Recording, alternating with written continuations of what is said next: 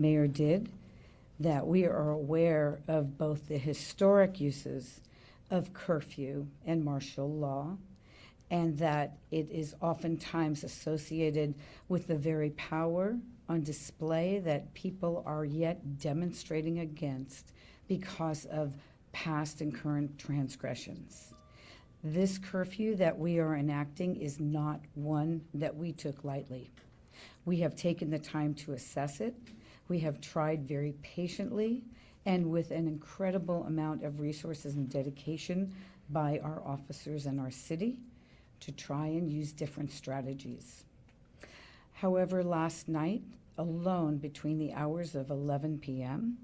and 3 a.m., we saw more than 50 arrests, some for shooting, some for looting, and our officers have taken an incredible amount of rocks, bottles, and threats. Our very own Police Administration Bureau was shot at several times just last night. I have to stand both with our officers and our city resources, but most importantly, to stand with those vulnerable members and those who care to express their First Amendment rights in a heartfelt manner, that it not be co-opted by those who would cause illegal, unlawful, and looting acts in terms of vulnerable communities. Our business community, our merchant community, our downtown, Chinatown have all seen the vandalism and the danger that these looters and others persist. And so a curfew really enables the department and our city to efficiently keep our law-abiding community members both at home and protect the neighborhoods and our vulnerable places. It is our hope and desire that we continue to assure safe spaces and safe places for those who would care to demonstrate within our cities. In fact, we have several of those today alone. All too often, we have seen some of those co-opted by those who are bent on illicit activity. And we are here to tell you that we stand with our community, our officers, and the city of Oakland to ensure that we can protect and defend it and ensure the rights, the civil rights, and the rights to safe and peaceful spaces within our community. Thank you.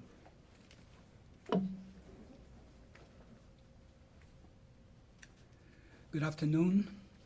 My name is Guillermo Cespedes. My formal title is Chief of Violence Prevention for the City of Oakland.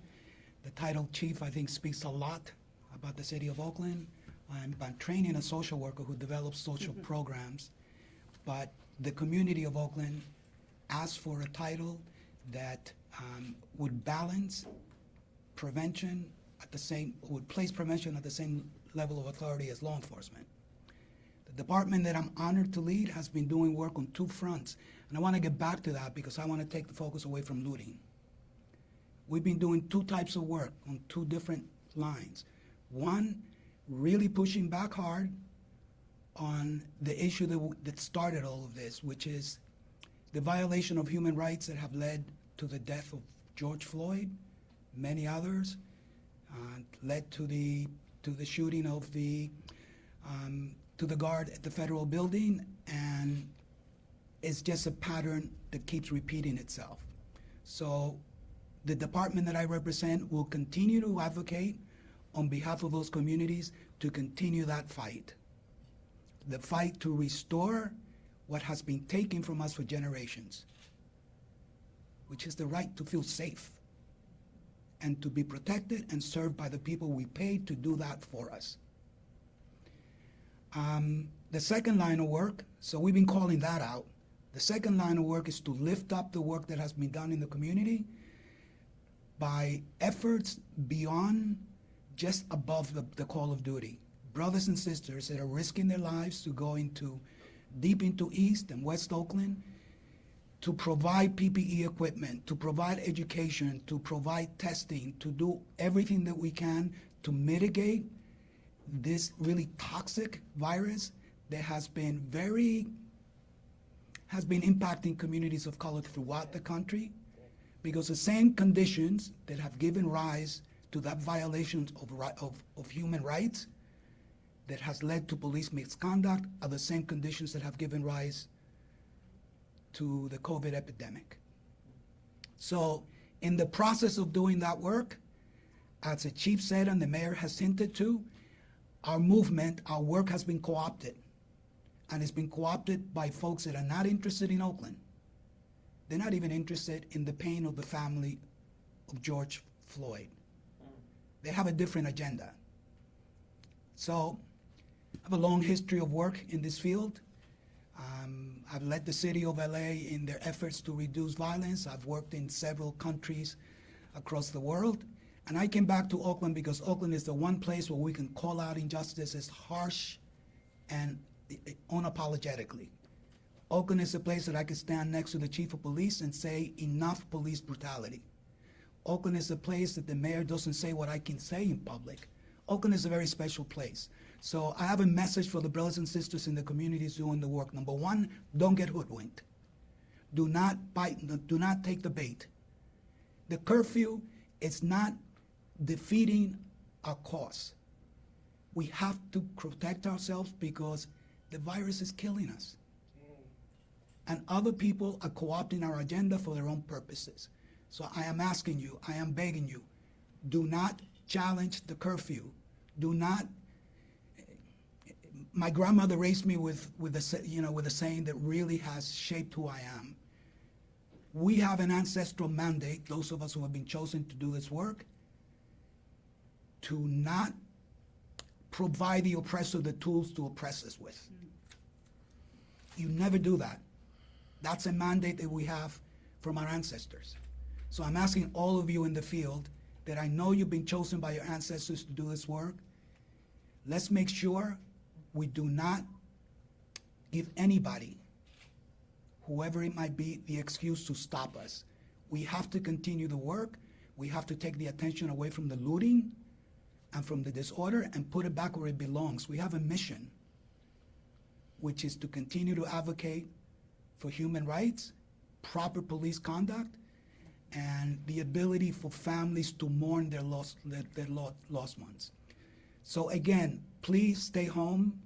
Please keep a mask on. If you do have to go out, do so before 8 p.m. And if you're returning home and you get stopped, please remember, don't take the bait that other people want us to take. Oakland is different. We're going to respond to this differently, and we're going to do so and get over this. Thank you for your time.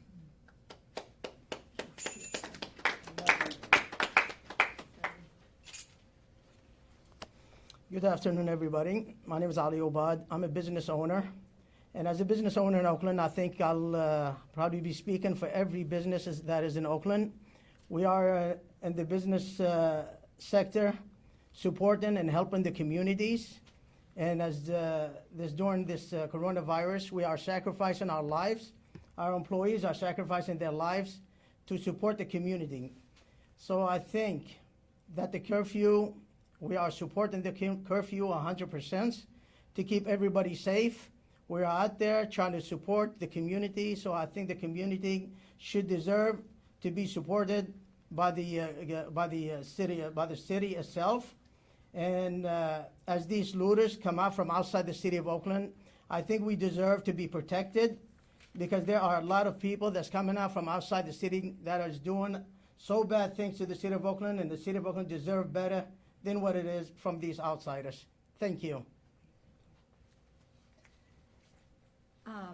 With that, we're happy to take questions, and when you're ready for Spanish, we have Councilmember Gallo and Chief Cespedes. We also have with us today Councilmember Lynette Gibson-McElhaney, Councilmember Lauren Taylor, and I think I already mentioned Councilmember Noel Gallo. We also have our City Administrator, Ed Riskin, and from our Fire Service, Nick Luby. What is the consequence for breaking the curfew? What should people expect? Obviously, the curfew is a tool to clear the streets of folks who would be lawbreakers. And so we will be giving warnings, as we always do with dispersal, and provide those safe and clear accesses for people to leave. For those who choose not to, they will be arrested and we will deal with them as we do with anyone within the illegal dispersal orders. And how will it be enforced? Will there be extra officers brought into Oakland to enforce that? I've been on calls all day with our county chiefs and our sheriff. As you know, other cities have also been pretty hardly hit, as our county has, and we are working together to provide a safety net throughout the county with resources here in Oakland as well as throughout the county. So we will be working with the sheriff and others on mutual aid as well as with our own resources here. I want to recognize and thank the city for an incredible amount of support. This is not something we took lightly. We will not use it lightly. We will use it for those times when we see that we need it. Mayor, this I presume would be indefinite for now? Yes. Mayor, is there any regret of not enacting this last night or the night before in hopes that maybe some of those businesses could have been saved? You know, each night has presented very differently, and we have always had a curfew on the table as an option. But we want to be very mindful of our law enforcement tools and resources. And I do want to commend the men and women of the police department who last night arrested 60 individuals who were clearly engaged in serious illegal activity. And so we have used other law enforcement tools. We've declared unlawful assemblies, we have used non-lethal munitions, we have used many, many tools. But each night has presented a different set of circumstances. And so we have constantly been evaluating the conditions and our intelligence to see what the appropriate law enforcement response is. And it was not until after last night that we determined that a curfew is a needed tool for us in this moment. Also, I know there was a lot of talk about people coming from out of the city. Out of those 60, is there a number of those individuals who came from out of the city?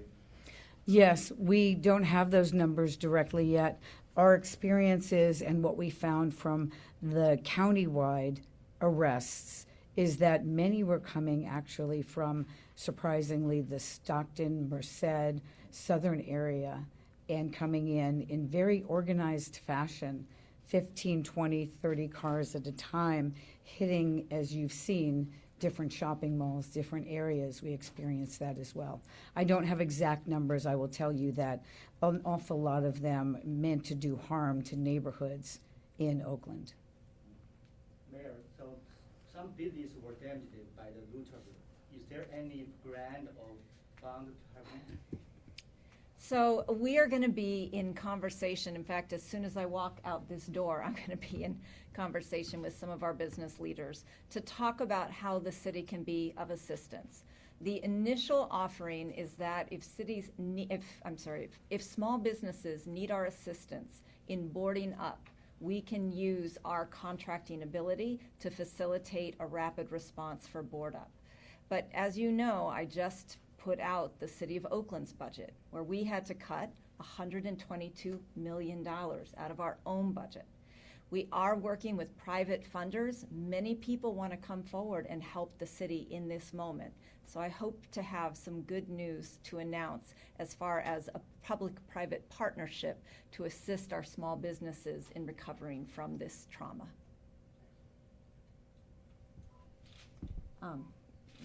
Ed Riskin, is there anything else I should add at this time? I'm sure we'll have more to announce soon. For right now, we do invite businesses to contact the mayor's office or their business association. We're working with all of the business improvement districts, the different chambers, including the ethnic chambers, to make sure that we know who was harmed and how they were harmed.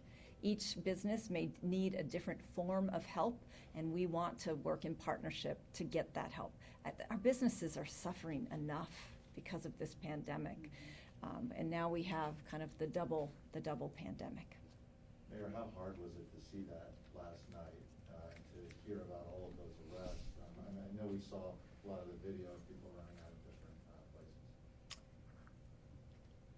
As an Oakland native, as the mayor, I am deeply in love with my city and my community.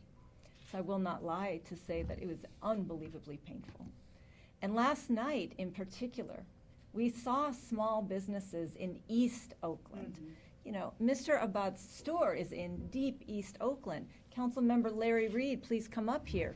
Deep East Oakland. He was hearing people looting Durant Square right in his neighborhood. We had stores all throughout the Fruitvale hit last night. These are the communities that are already suffering the disparate impacts of racism on their health.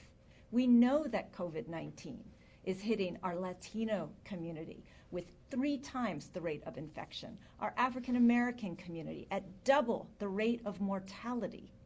And these attacks last night were to business owners that are already vulnerable to this pandemic and that are the only services and beloved resources for these communities that are already suffering. So it was extremely painful. That's why we know it's not us, to the point about out-of-towners. That's why you know it's not Oakland. Oakland doesn't do that. We don't hurt where we eat and hurt our people and our Lynette Gibson McElhaney, Council Member District 3. The question of how do we feel when interlopers come to destroy our city and exploit our pain? We're outraged. We are insulted. We are beyond angry. You know this is not Oakland. Destroying small businesses with places where we eat. The Target downtown, 80% African Americans from East Oakland working, taking care of their families. This is not us. This is not of us. This is not our moment. We don't do that to the memory of our fallen. This moment is too sacred in American history to play looting games. So that's not who we are. And it is painful, Madam Mayor, to see that. The women in our community are yet grieving the loss of their sons. And when George Floyd is dying, calling for his mama, that wound is reopened. And then they have to walk in their town, in places where their kids can't go to work, concerned about whether or not this virus is going to take someone's life. It's not a game. It's not a turn up for fun. It's not where you roll through from the valley to exploit our pain and overshadow the cause. Because at the end of the day, this is about unjust policing practices and a tolerance for racism that this country has endured for far too long. And it's 8 p.m. to 5? 8 p.m. to 5 a.m. until further notice. All right, thank you. All right, thank you, everyone. If you have follow-up interviews, and Andres, you have such better Spanish speakers than me. You have Noel and you have Chief Cespedes. Yours is good. Oh, they're much better. I'm gonna give you my best. You get me all the time. Thanks, Mayor. I'm still going to use Spanish in your school.